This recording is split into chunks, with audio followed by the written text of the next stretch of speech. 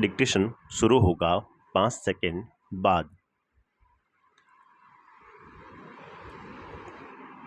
लोकप्रियता कभी भी रचना का मानक नहीं बन सकती। विराम।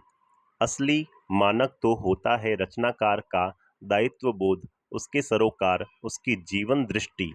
मनु भंडारी, जन्म सन 1931, भानपुरा, मध्य प्रदेश। प्रमुख रचनाएं: एक प्लेट सैलाब, मैं हार गई, तीन निगाहों की एक तस्वीर, यही सच है, त्रिशंकु, आंखों देखा झूठ। कहानी संग्रह: आपका बंटी, महाभोज स्वामी, एक इंच मुस्कान।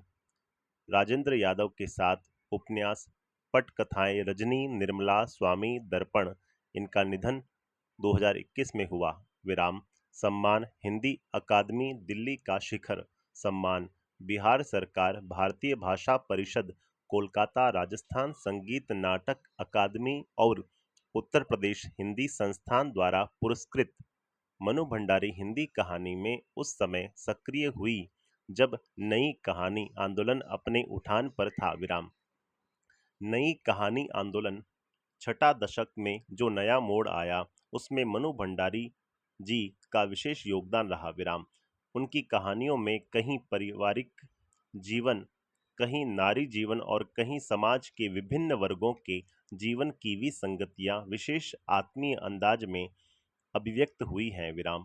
उन्होंने आक्रोश, व्यंग्य और संवेदना को मनोवैज्ञानिक रचनात्मक आधार दिया है, वह चाहे कहानी हो, उपन्यास हो या फिर पटकथा ही क्यों न हो। विराम। पैरा। यहाँ आप मन्नू जी द्वारा लिखित एक पटकथा पढ़ने जा रहे हैं। विराम। पटकथा यानी पट या स्क्रीन के लिए लिखी गई वह कथा रजत पट फिल्म का स्क्रीन के लिए भी हो सकती है और टेलीविजन के लिए भी। विराम। मूल बात यह है कि जिस तरह मंच पर खेलने के लिए नाटक लिखे जाते हैं, उसी तरह कैमरे से फिल्माए जाने के लिए पटकथा लिखी जाती है। विराम। पैरा।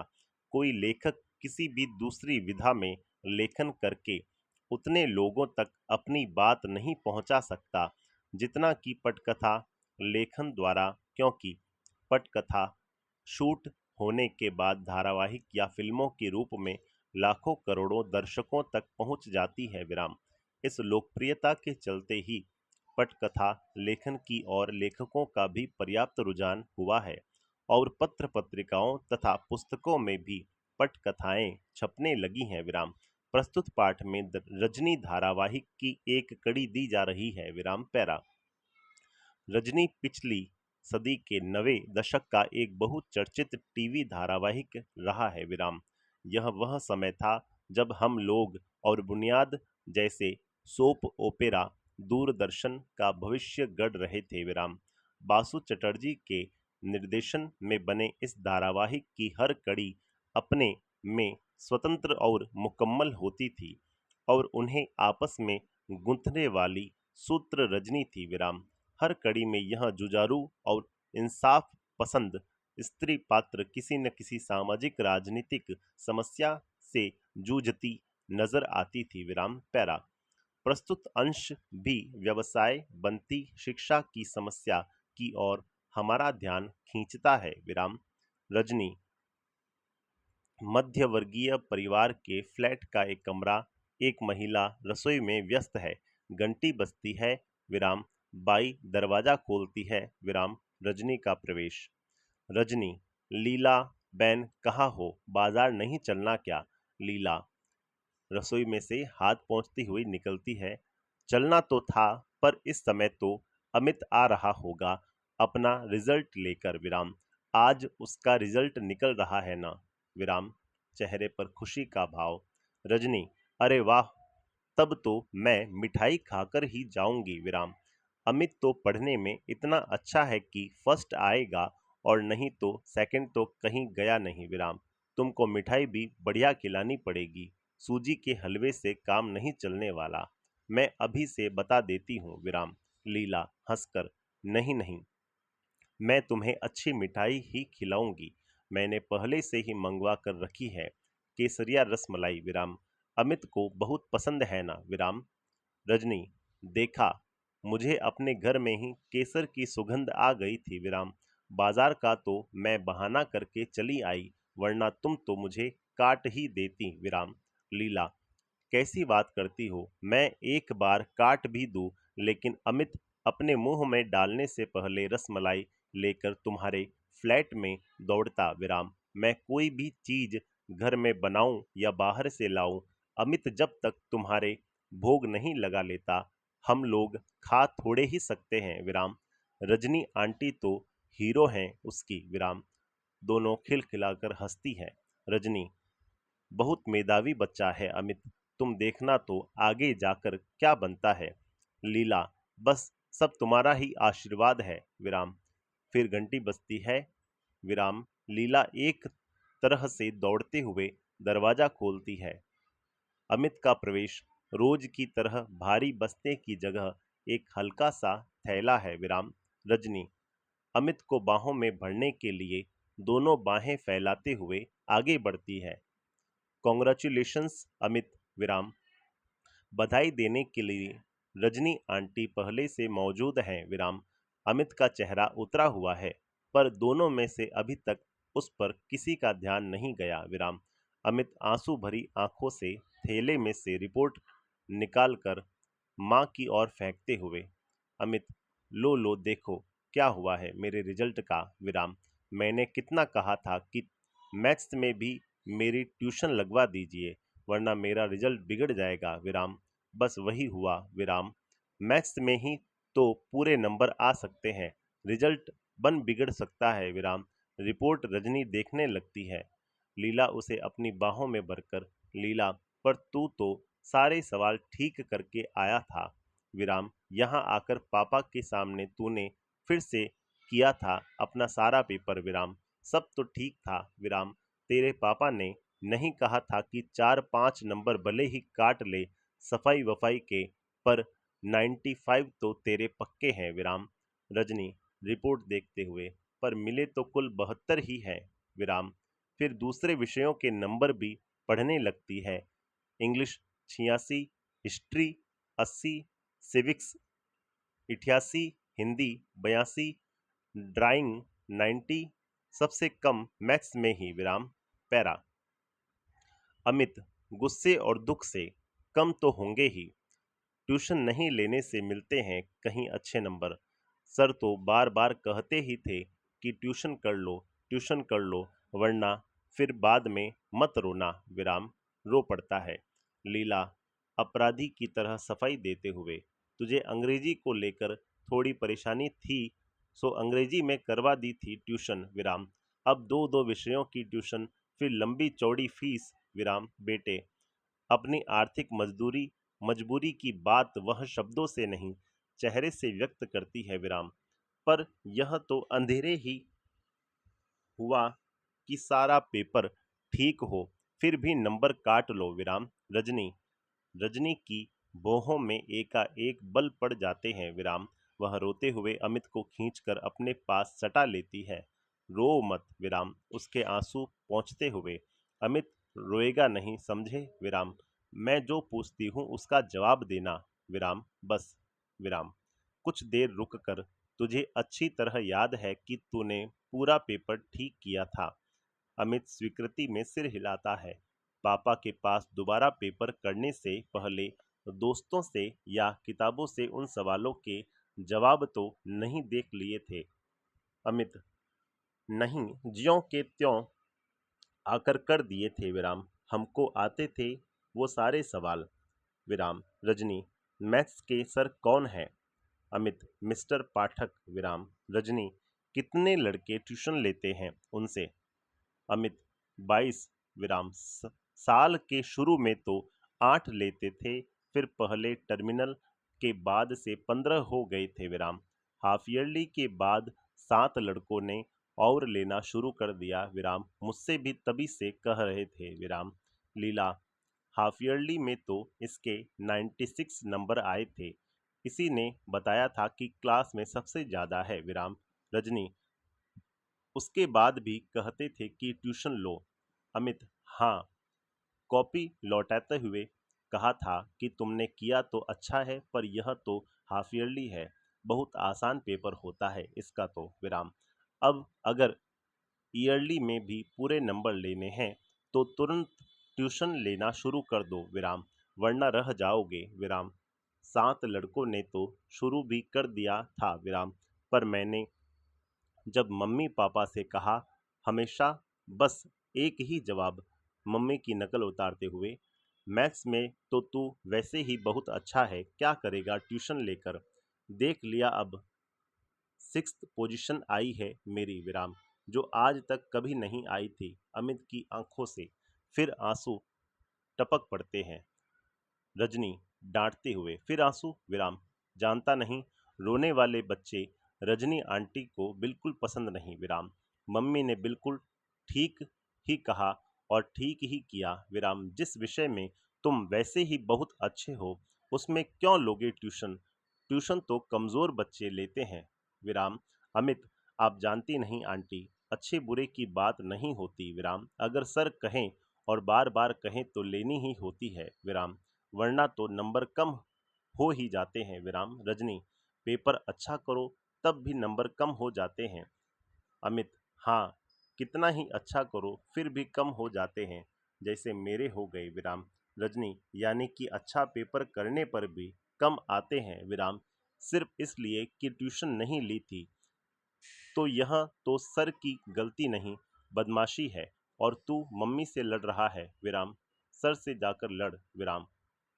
अमित इस भाव से सिर हिलाता है मानो कितनी बेकार की बात कर रही है रजनी आंटी विराम।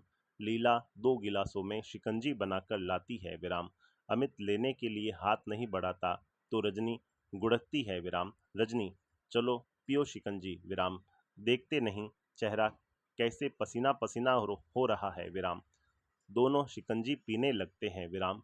इस दौरान रजनी कुछ सोच रही है विराम, शिकंजी खत्म करके, कल आप 9 बजे तैयार रहिए अमित साहब, आपकी स्कूल चलना है विराम। अमित, अमित एकदम डर जाता है, कल से तो छुट्टी है विराम, पर आप अगर स्कूल जाकर कुछ कहेंगी तो सर मुझसे बहुत गुस्सा हो जाएंगे, वहां मत जाइए प्लीज, वहां बिल्कुल मत जाइए विराम।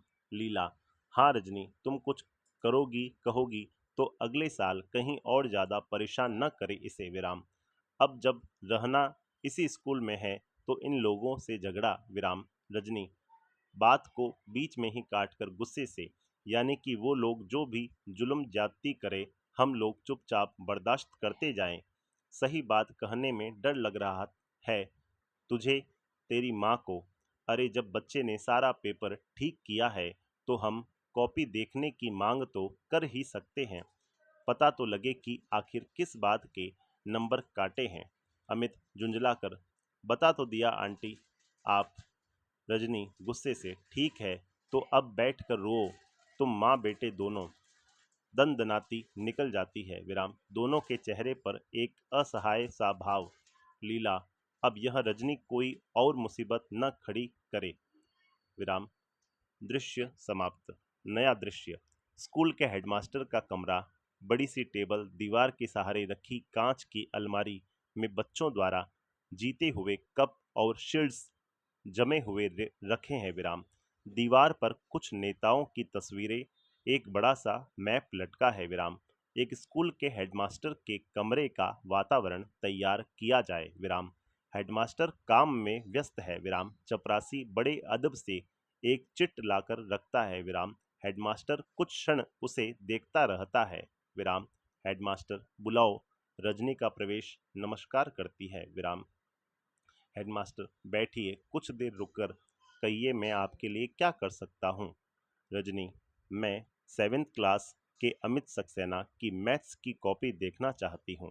हेडमास्टर के चेहरे पर ऐसा भाव जैसे वह कुछ समझा न हो। ईयरली एग्जाम की कल ही जिसका रिजल्ट निकला है। Headmaster, sorry madam, yearly exams की कॉपियाँ तो हम लोग नहीं दिखाते हैं। रजनी, जानती हूँ मैं, लेकिन बात यह है कि अमित ने मैथ्स का पूरा पेपर ठीक किया था, लेकिन उसे कुल 72 नंबर ही मिले हैं विराम। कॉपी देखकर सिर्फ यह जानना चाहती हूँ कि अमित को अपने बारे में कुछ गलतफहमी हो गई थी या एक एक शब्द पर जोर देकर गलती एग्जामिनर की है विराम। हेडमास्टर सारी बात को बहुत हल्के ढंग से लेते हुए, आप भी कमाल करती हैं, बच्चे ने कहा। और आपने मान लिया विराम। अरे, हर बच्चा घर जाकर यही कहता है कि उसने पेपर बहुत अच्छा किया है और उसे बहुत अच्छे नंबर मिलेंगे विराम। अगर हम इसी तरह कॉपियां दिखाने लग जाएं तो यहाँ तो पेरेंट्स की भीड़ लगी रहे सारे समय विराम। इसीलिए तो ईयरली एग्जाम्स की कॉपियां न दिखाने का नियम बनाया गया है स्कूलों में विराम। रजनी अपने गुस्से पर काबू पाते हुए, देखिए, आप चाहे तो अमित का पूरा रिजल्ट देख सकते हैं विराम। मैथ्स में हमेशा 100% नंबर लेता रहा है विराम। इस साल भी उसने पूरा पेपर ठीक किया है विराम। तैश आ ही जाता है कॉपी देखकर। मैं सिर्फ यह जानना चाहती हूँ कि नंबर आखिर कटे किस बात के हैं। हेडमास्टर आप बहस करके बेकार ही अपना और मेरा समय बर्बाद कर रही हैं विराम। मैंने कह दिया कि इन कॉपियों को दिखाने का नियम नहीं है और मैं नियम नहीं तोड़ूंगा विराम। रजनी व्यंग्य से, नियम यानी कि आपका स्कूल बहुत नियम से चलता है विराम। हेडमास्टर गुस्से से, what do you mean? Rajni I mean what I से। स्टॉप। नियम का जरा भी ख्याल होता तो इस तरह की हरकतें नहीं होती स्कूल में विराम। कोई बच्चा बहुत अच्छा है किसी विषय में, फिर भी उसे मजबूर किया जाता है कि वह ट्यूशन ले विराम। यह कौन सा नियम है आपके स्कूल का? हेडमास्टर देखिए, यह टीचर्स और स्टूडेंट्स का अपना आपसी मामला है। वो पढ़ने जाते हैं और वो पढ़ाते हैं विराम। इसमें न स्कूल आता है न स्कूल के नियम। इस बारे में हम क्या कह सकते हैं? रजनी कुछ नहीं कर सकते आप तो मेहरबानी करके यह कुर्सी छोड़ दीजिए विराम, क्योंकि यहाँ पर कुछ कर सकने वाला आदमी चाहिए विराम, जो ट्यूशन के नाम पर चलने वाली धांधलियों को रोक सके, मासूम और बेगुनाह बच्चों को ऐसे टीचर्स के शिकंजों से बचा सके जो ट्यूशन न लेने पर बच्चों के नंबर काट लेते हैं।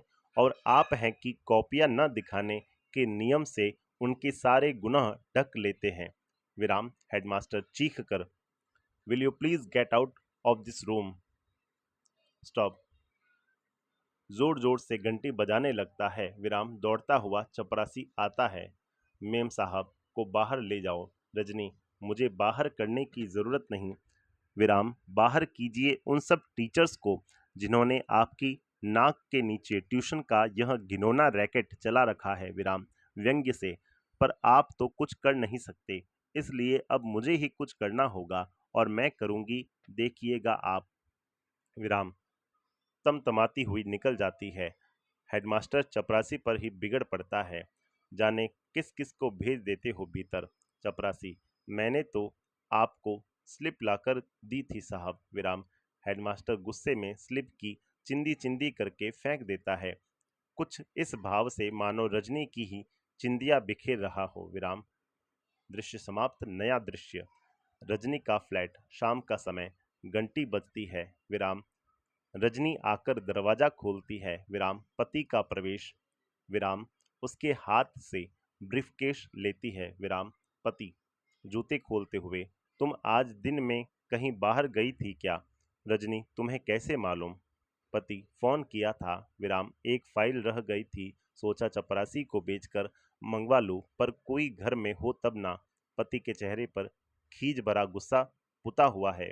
रजनी तुम फाइल भूल गए, और जिसके बारे में मुझे पता भी नहीं विराम, पर फिर भी उसके लिए मुझे घर बैठना चाहिए विराम।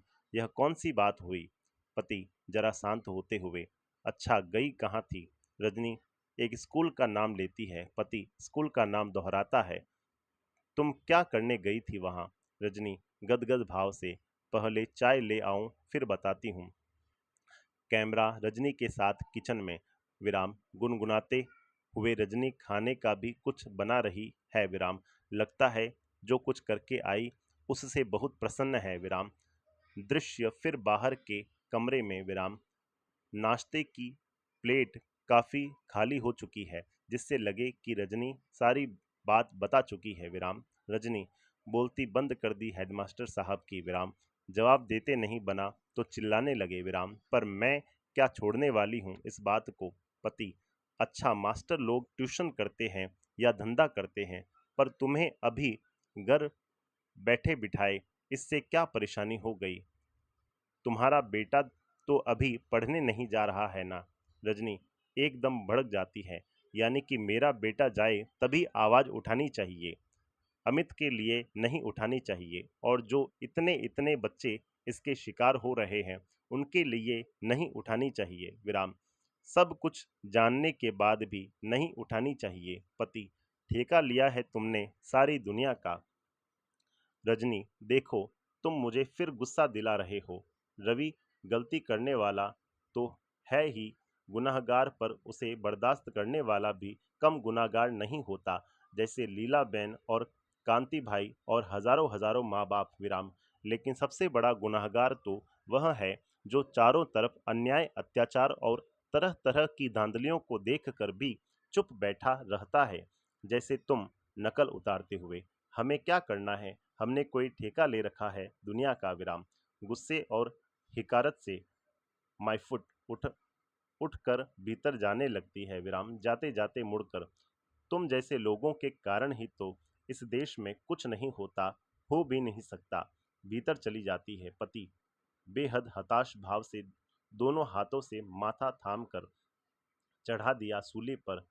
दृश्य समाप्त। नया दृश्य। डायरेक्टर ऑफ एजुकेशन के ऑफिस का बाहरी कक्ष विराम। कमरे के बाहर उसके नाम और पद की तख्ती लगी है विराम। साथ ही मिलने का समय भी लिखा है विराम। एक स्टूल पर चपरासी बैठा है विराम। सामने की बेंच पर रजनी और तीन चार लोग और बैठे हैं प्रतीक्षारत। रजनी के चेहरे से बेचैनी टपक रही है विराम। बार बार घड़ी देखती है। मिलने का समय समाप्त होता जा रहा है। रजनी चपरासी से, कितनी देर और बैठना होगा चपरासी, हम क्या बोलेगा। जब साहब घंटी मारेगा बुलाएगा तभी तो ले जाएगा विराम। बहुत बिजी रहता न साहब। रजनी अपने में ही गुनगुनाते हुए, यह तो लोगों से मिलने का समय है, न जाने किसमें बिजी बनकर बैठ जाते हैं। चपरासी दूसरी तरफ देखने लगता है। कैमरा ऑफिस के अंदर चला जाता है विराम। साहब मेज पर पेपर वेट घुमा रहा है, फिर घड़ी देखता है, फिर घुमाने लगता है विराम। बाहर एक आदमी आता है विराम।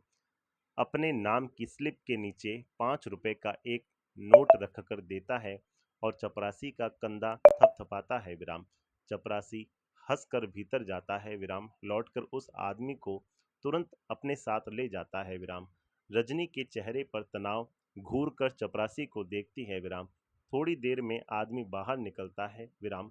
रजनी उठकर दंदनाती हुई भीतर जाने लगती है विराम। चपरासी, अरे अरे अरे, किधर को जाता, अभी घंटी बजा क्या। रजनी, घंटी तो मिलने का समय खत्म होने तक बजेगी भी नहीं विराम। दरवाजा धकेल कर भीतर चली जाती है। चपरासी, अरे कैसी औरत है, सुनतिच नहीं। वहां बैठे दो तीन लोग हंसने लगते हैं। दृश्य कमरे के भीतर विराम। निदेशक कुर्सी की पीठ से टिक कर सिगरेट पी रहा है। रजनी को देखकर आश्चर्य से, निदेशक आपको स्लिप बेचकर भीतर आना चाहिए ना विराम। रजनी मुस्कुराकर, स्लिप तो घंटे भर से आपकी चपरासी की जेब में पड़ी है विराम, और शायद 2-4 दिन चक्कर लगवाने तक पड़ी ही रहेगी विराम। निदेशक, क्या कह रही हैं आप। रजनी, तो क्या यह सीधी साफ सी बात है, मु- भी मुझे ही समझानी होगी आपको। खैर अभी छोड़िए इस बात को, इस समय मैं आपके पास किसी दूसरे ही काम से आई हूँ विराम। निदेशक के चेहरे पर रजनी को लेकर एक आश्चर्य मिश्रित कौतूहल का भाव उभरता है। निदेशक, कहिए। रजनी थोड़े सोचते हुए, देखिए मैं स्कूलों, विशेषकर प्राइवेट स्कूलों और बोर्ड के आपसी रिलेशंस के बारे में कुछ जानकारी इकट्ठा कर रही हूँ विराम। निदेशक, कोई रिसर्च प्रोजेक्ट है क्या। वेरी इंटरेस्टिंग सब्जेक्ट विराम। रजनी, बस कुछ ऐसा ही समझ लीजिए विराम। निदेशक, कहिए आप क्या जानना चाहती हैं। रजनी, जिन प्राइवेट स्कूलों को आप रिकग्नाइज कर लेते हैं उन्हें बोर्ड शायद 90% ग्रांट देता है विराम। निदेशक जरा गर्व से, जी हाँ, देता है विराम। बोर्ड का काम ही यह है कि शिक्षा के प्रचार प्रसार में जितना भी हो सके सहयोग करे विराम।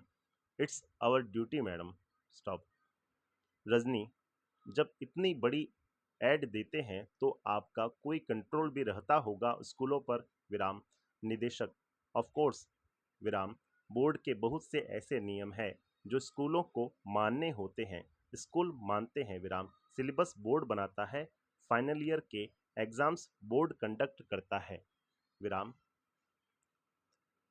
रजनी, निदेशक के चेहरे पर नजरें गड़ाकर, स्कूलों में आजकल प्राइवेट ट्यूशंस का जो सिलसिला चला हुआ है, ट्यूशंस क्या बच्चों को लूटने का जो धंधा चला हुआ है, उसके बारे में आपका बोर्ड क्या करता है? निदेशक बड़े सहज भाव से, इसमें धंधे की क्या बात है? जब किसी का बच्चा कमजोर होता है तभी उसके माँ बाप ट्यूशन लगवाते हैं विराम। अगर लगे कि कोई टीचर लूट रहा है तो उस टीचर से न ले ट्यूशन, किसी और के पास चले जाए।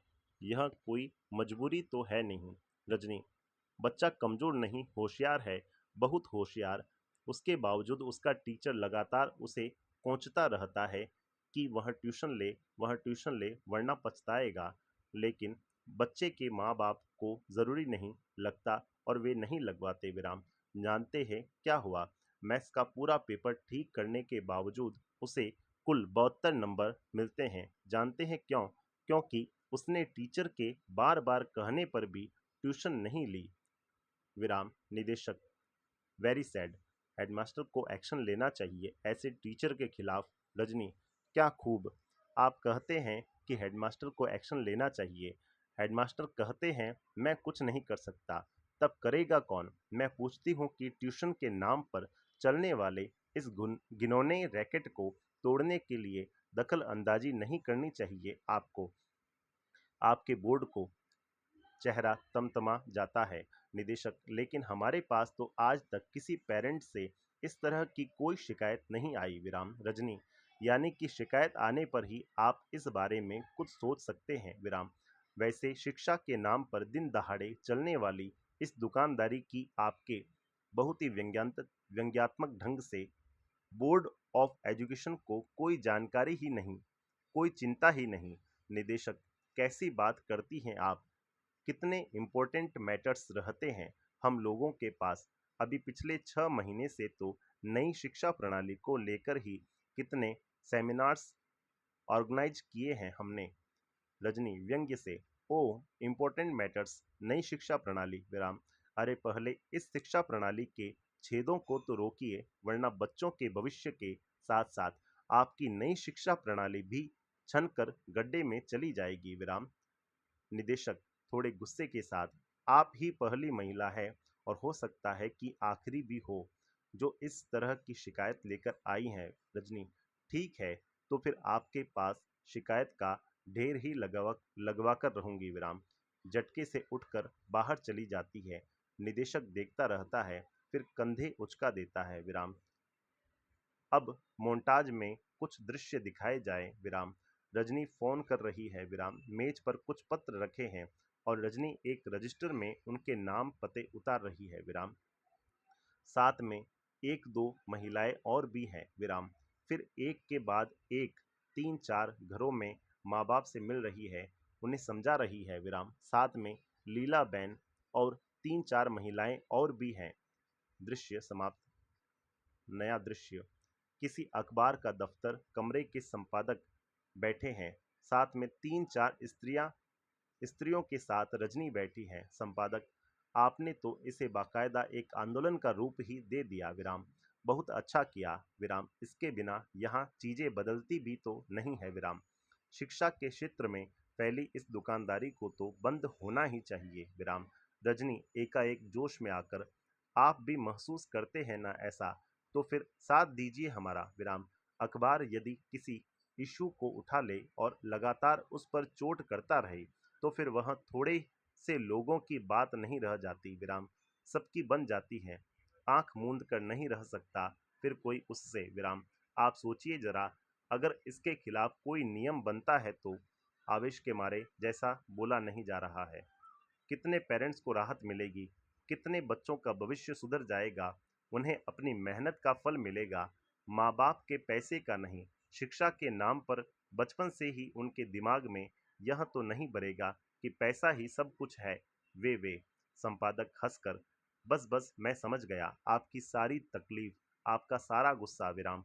रजनी, तो फिर दीजिए हमारा साथ, उठाइए इस इशू को विराम, लगातार लिखिए और धुआंधार लिखिए, संपूर्ण विराम।